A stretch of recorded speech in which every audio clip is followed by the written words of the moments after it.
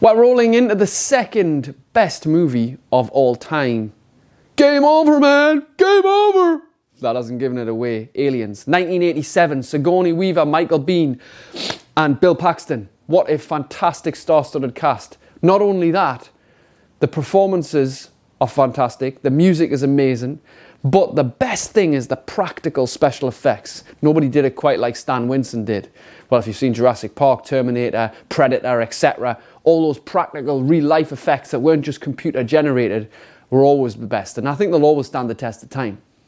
Now, that movie brings me back to being a child, a kid. I watched it very recently and I was still just as excited. The sounds and the words and the lines and the phrases and everything in between. But one thing that stands is how those aliens look. They look absolutely terrifying, even as an adult. And that was 35 years ago, man, that movie was being made. How crazy is that? However, there's a scene in the movie, right, where they're standing with their scanners and they're looking and things are getting closer and closer and closer.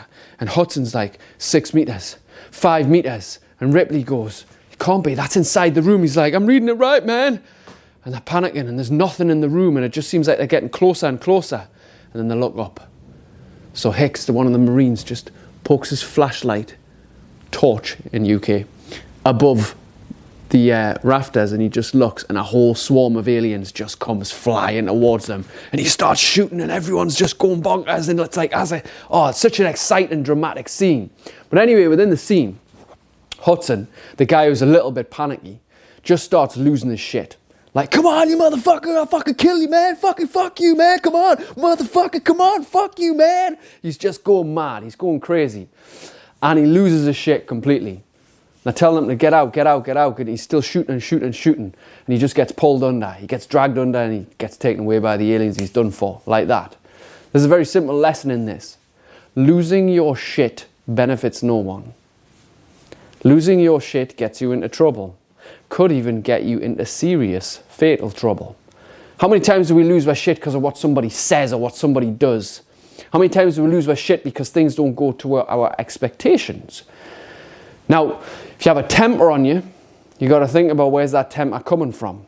Why is it not checked? What are you doing to handle your temper? What are you doing to calm your nerves? What are you doing to appreciate your good emotions a little bit more and stay in a more in control place? Now, we're all guilty of overreacting, if you will. But maybe you've got to start considering what you need to do to calm yourself down a little bit more. Rather than overreact when things get hot and things get heavy. Start thinking about how you can maintain a little sense of calm so you're more useful to everyone around you. See, in the movie, the ones who are the most calm, who are not losing their shit and shouting and screaming and going crazy with their gunfire, end up surviving. And they end up being more useful to the other team members. So you've got to think about this in your own life.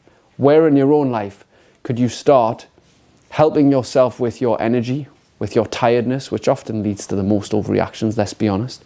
Where could you start looking for help to maybe start supercharging your energy, like I teach my clients? This is one of those movies that will always stand the test of time, and I personally believe it is one of the best films ever made and ever probably will be. It's a classic. Aliens from 1987 is my number 2, and I'll see you on the next one for number 1.